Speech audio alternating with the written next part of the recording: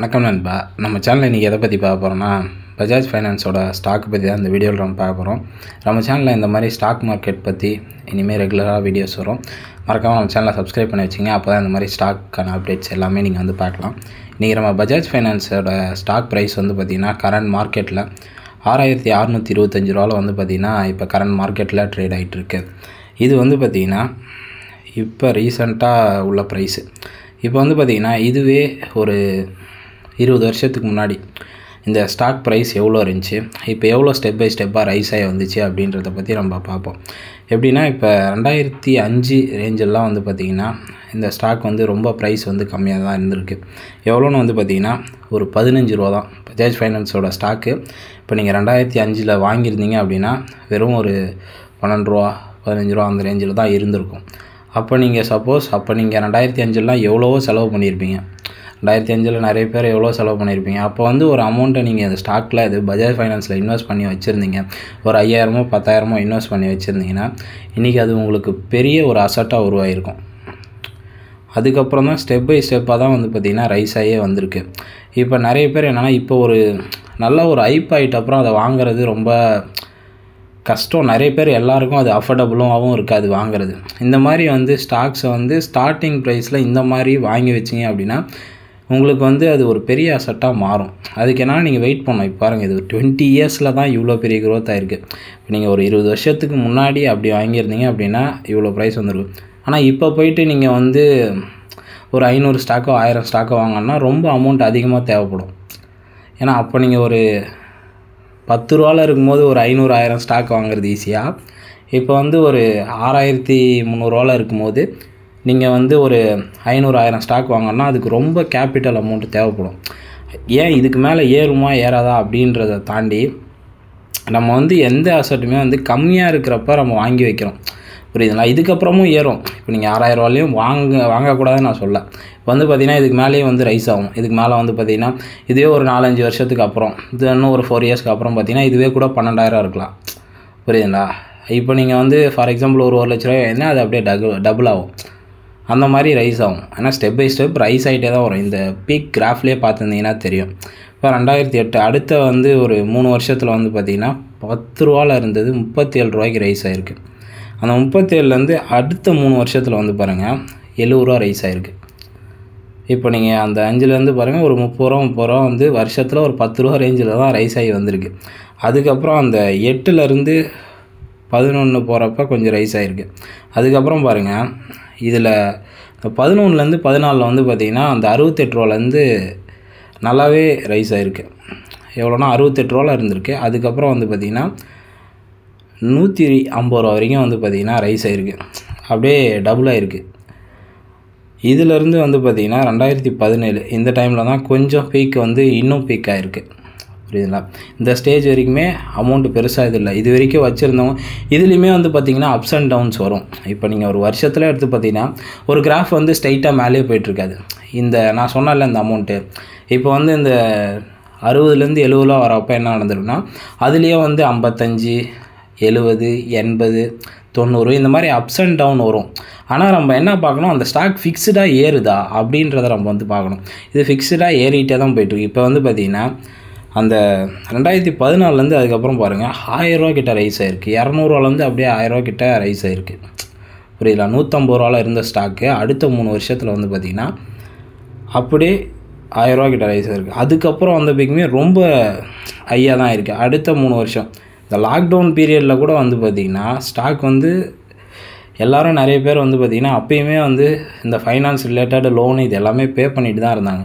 அப்போ வந்து பாருங்கள் அதுலேருந்து ஒரு பெரிய பீக் வந்திருக்கும். ஏன்னா 800 ரூபாவில் இருந்தது 2017 18 வந்து பார்த்திங்கன்னா 800 ரூபா 900 ரூபாவில் வந்து பார்த்திங்கன்னா ட்ரேட் ஆகிட்டுருக்கு பஜாஜ் ஃபைனான்ஸ். அதுக்கப்புறம் வந்து பார்த்திங்கன்னா அடுத்த ஒரு 3 வருஷம் 2020 வந்து பார்த்திங்கன்னா நல்ல ஒரு பீக்.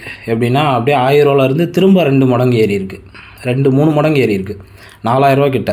நீங்கள் அப்போ வந்து 1000 ரூபாவில் வந்து நீங்கள் ஒரு 100 ஸ்டாக் வாங்கியிருந்தீங்க, ஃபார் எக்ஸாம்பிள் ஒரு 1 லட்ச ரூபாய்க்கு பை பண்ணியிருந்தீங்க அப்படின்னா கூட உங்களுக்கு வந்து பார்த்திங்கன்னா அப்படியே அந்த அடுத்த 4 வருஷத்தில் உங்களுக்கு வருஷத்துக்கு 1 லட்ச ரூபா கிட்ட ப்ராஃபிட்டில் உங்களுக்கு 4 லட்ச ரூபா கிட்ட வந்திருக்கும், புரியுதுங்களா?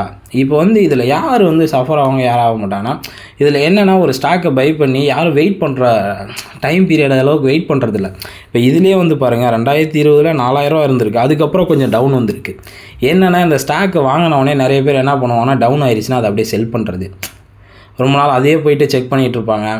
இப்போ டெய்லி ட்ரேடிங் பண்ணுறவங்க இருப்பாங்க, டெய்லியும் ஸ்டாக்கை வாங்கி ஈவினிங்குள்ளே செல் பண்ணிட்டு போகிறவங்க இருப்பாங்க. ஒரு சிலர் வந்து பெரிய அசட்டை வந்து உருவாக்குறவங்க, அது வந்து டெய்லி செக் பண்ணிகிட்டே இருப்பாங்க. கொஞ்சம் டவுனில் போனால் விற்றுருவாங்க, திரும்பி கொஞ்ச நாள் பார்த்தீங்கன்னா அவங்க விற்ற அமௌண்ட்டு கூட மேலே போயிருக்கும்.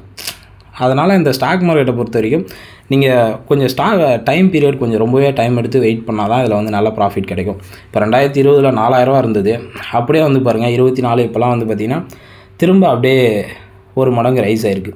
இப்போ 4000 இருந்தது, இப்போ ஒரு 3000 கிட்ட இதுவாகிருக்கு. இப்போ அடுத்த 3 வருஷத்தில் 4 வருஷத்தில் வந்து பார்த்திங்கன்னா இந்த 6000 இருக்குது 10,000 போகலாம், இல்லை 9,000 போகலாம், இல்லை 12 அந்த மாதிரி வந்து பார்த்திங்கன்னா ரைஸ் ஆகும் தான். ஆனால் இப்போ வந்து அமௌண்ட் எல்லாராலையும் இன்வெஸ்ட் பண்ண முடியுமானா முடியாது. ஏன்னா இது வந்து ஒரு பெரிய இது, எவ்வளோ ஸ்டாக்ஸ் வாங்க முடியும்னா அதிகமான ஸ்டாக்ஸ் வந்து பை பண்ண முடியாது. ஏன்னா இப்போ 6200 இருக்குது, 6200 இப்போ ஒரு 1 லட்ச ரூபா இன்வெஸ்ட் பண்ணுறவங்க, இந்த மாதிரி இன்வெஸ்ட் பண்ணுறவங்க வந்து பார்த்திங்கன்னா பண்ணால் கம்மியான ஸ்டாக்ஸ் தான் கிடைக்கும். ஆனால் ப்ராஃபிட் கிடைக்கும், ப்ராஃபிட் கிடைக்காம கிடையாது. இது நான் ஒரு உதாரணத்துக்கு சொல்லணும்னா, இப்போ ஒரு 20-30 வருஷத்துக்கு முன்னாடி போயிட்டு ஒரு லேண்டை வாங்கினவனுக்கு எவ்வளோக்கு வாங்கினான்னு கேட்டால் 3000 4000 5000 அந்த மாதிரி தான் வாங்கினாங்க. ஆனால் இப்போ அந்த லேண்டை வந்து பார்த்திங்கன்னா 1 லட்சம் 2 லட்சம் 4 லட்சம் 20 லட்சம் 30 லட்சம் அந்த மாதிரி விற்கும். அதே மாதிரி தான் ஸ்டாக் மார்க்கெட்டுமே, புரியுதுங்களா? அந்த ஸ்டார்ட் அப்பில் வந்து ஒரு 20 வருஷத்துக்கு முன்னாடி போய் பார்த்திங்கன்னா அதோடய ஸ்டாக்ஸ் வந்து பார்த்திங்கன்னா வெறும் 10 ரூபா 12 ரூபா அந்த மாதிரி தான் இருக்கும். ஆனால் இன்றைக்கி அதோட வேல்யூ கம்பேர் பண்ணிங்கன்னா அன்றைக்கி ஒரு 10,000 2005 இல்லை ஒரு 10 ரேஞ்செலாம் நீங்கள் ஒரு 10,000 நம்பி போட்டிருந்தீங்கன்னா இன்றைக்கி வந்து பார்த்திங்கன்னா இது உங்களுக்கு இன்றைக்கி ஒரு பெரிய அசெட். ஏன்னா நீங்கள் ரொம்ப கம்மி பட்ஜெட்டில் வாங்குறப்ப, ஏன்னா நீங்கள் எவ்வளோ அப் அண்ட் டவுன்ஸ் ஆனாலும் அதை வந்து செல் பண்ண மாட்டீங்க. ஏன்னா உங்களுக்கு அது எவ்வளோ குறைஞ்சாலும் ஏறினாலும் உங்களுக்கு அது லாஸ் கிடையாது. ஏன்னா நீங்கள் வந்து அதை ஒரு ரொம்ப லீஸ்ட் அமௌண்ட்டில் பை பண்ணுறீங்க. இப்போ என்ன பண்ணோன்னா அதே மாதிரி ஸ்டாக் மார்க்கெட்டில் அடுத்த 20 வருஷத்துக்கு, இப்போ எப்படின்னா அடுத்த ஒரு 5 வருஷம் 10 வருஷத்தில் எந்த மாதிரி ஸ்டாக்ஸ் வந்து ரைஸ் ஆகுமோ அந்த மாதிரி பார்த்து இன்வெஸ்ட் பண்ணி வைக்கணும். அந்த மாதிரி பார்த்து இன்வெஸ்ட் பண்ணி வச்சா இப்போ எப்படின்னா ஒரு ரொம்ப லோவஸ்ட்டான ப்ரைஸ் இருக்கணும். அதை வந்து நீங்கள் பை பண்ணி வச்சு ஒரு 5 years 10 years வந்து பார்த்திங்கன்னா நீங்கள் இதில் போடுற அமௌண்ட்டை வந்து கடன் வாங்கி போடக்கூடாது. ஸ்டாக் மார்க்கெட்டில் அதில் போடுற அமௌண்ட்டு நீங்கள் ஒரு உங்களோட இன்கம்லேருந்து ஒரு பார்ட் ஆஃப் ஒரு சேவிங்ஸ் அமௌண்ட்டை இந்த மாதிரி கொஞ்சம் கொஞ்சமாக நீங்கள் போட்டு வச்சுட்டே வரப்போ அதோடய க்ரோத்தை வந்து நீங்கள் ஈஸியாக வந்து பார்க்கலாம். இதுவே நீங்கள் வந்து நிறைய பேர் இந்த ஸ்டாக் மார்க்கெட்டில் கடன் வாங்கி போட்டு அதோட இப்போ நீங்கள் இதில் இன்ட்ரெஸ்ட் கணக்கு பண்ணிங்கன்னா ஒன்றுமே பெருசாக ப்ராஃபிட் கிடைக்காது. நான் 1 லட்ச ரூபா வந்து வெளில இன்ட்ரெஸ்ட்டுக்கு விட்டுருந்தா இவ்வளோ வரும், இது 10% இன்ட்ரெஸ்ட்டுக்கு விட்டுருந்தா அந்த மாதிரி கம்பேர் பண்ண முடியாது. ஸ்டாக் மார்க்கெட்டையும் நீங்கள் அந்த மாதிரி கம்பேர் பண்ண முடியாது. இப்போ நீங்கள் ஒரு வீடு கட்டுறீங்க, வீடு கட்டி வாடகைக்கு வர்றீங்கன்னா கூட அதோட இன்ட்ரெஸ்ட் கணக்கு பண்ணிங்கன்னா அதில் பெருசாக ஒன்றுமே இருக்காது. இது வந்து ஒரு ட்ரேடிங் ப்ளஸ் ப்ராஃபிட்டாக தான் நீங்கள் வந்து பார்க்கணும். அப்படி பார்க்குறப்ப என்னென்னா ஒரு ஸ்டாக்கை நீங்கள் வாங்குறப்ப அதோட க்ரோத்தை வந்து பாருங்கள். ஒரு 5 வருஷம் 10 வருஷமாக அது வந்து எப்படி போயிட்டுருக்கு. இப்போ இதுவே வந்து பார்த்திங்கன்னா இப்போ இது நல்லா பீக்கில் போயிட்டுருக்கு. இதுவே வந்து பார்த்திங்கன்னா இந்த 2017-18 வந்த அளவுக்கு ஒரு பெரிய டவுன் இல்லை, இதில் டவுன் வருது தான், ஆனால் திரும்ப திரும்ப வந்து பார்த்திங்கன்னா அப்படியே தான் போயிட்டுருக்கு. அதனால் நீங்கள் வந்து பார்த்திங்கன்னா பஜாஜ் ஃபைனான்ஸ் ஸ்டாக்ஸை வந்து பார்த்திங்கன்னா வாங்கி வைக்கலாம். வாங்கி வச்சா இன்னுமே கொஞ்சம் ப்ராஃபிட் நல்லா தான் இருக்கும், ப்ளஸ் உங்களுக்கு நல்ல ஒரு க்ரோத்துமே இருக்கும் தான். அந்த அளவுக்கு உங்களுக்கு அமௌண்ட் எவ்வளோ இருக்கோ அதுக்கேற்ற மாதிரி வாங்கி வைங்க. ஏன்னா ஒரு சிலர் வந்து ஒரு 50,000 இன்வெஸ்ட் பண்ணுவீங்க, உங்களால் கம்மி ஸ்டாக்ஸ் தான் வாங்க முடியும். ஒரு சிலர் ஒரு 6000 தான் இன்வெஸ்ட் பண்ணி வைப்பீங்க. அந்த 6000 ரூபாய்க்கு வந்து பார்த்திங்கன்னா சப்போஸ் இது 10,000 12,000 வரப்போ உங்களுக்கு ஒரு 4000 6000 ப்ராஃபிட் வரும். அதிகமாக வாங்கி வச்சிங்கன்னா உங்களோட ப்ராஃபிட் வந்து அதிகமாக இருக்கும். இதை தான் வாங்கணுன்றது கிடையாது. இதை விட அடுத்தடுத்த வீடியோஸில் வந்து பார்த்திங்கன்னா ரொம்ப கம்மி குவாலிட்டியான ஸ்டாக்ஸு இப்போ ஃப்யூச்சரில் இதெல்லாம் பை பண்ணலான்றதை பார்த்திங்கன்னா நான் அடுத்தடுத்த வீடியோஸில் சொல்கிறேன். இப்போ நம்ம வந்து பார்த்திங்கன்னா பஜாஜ் ஃபைனான்ஸோட 20 years க்ரோத்தை பற்றி நான் டீட்டெயிலாகவே எக்ஸ்பிளைன் பண்ணியிருப்பேன். வீடியோ ஸ்டார்டிங்லேருந்து எண்டு வரைக்கும் பார்த்துருந்தீங்க அப்படின்னா அதை பற்றி உங்களுக்கு டீட்டெயிலாக தெரிஞ்சிருக்கும். வீடியோ பிடிச்சிருந்தால் லைக் பண்ணுங்கள், மறக்காமல் நம்ம சேனலை சப்ஸ்கிரைப் பண்ணுங்கள். Thank you friends. இதை ஒரு பெஸ்ட்டான ஸ்டாக்ஸில் அடுத்த வீடியோஸில் பார்ப்போம். Thank you friends.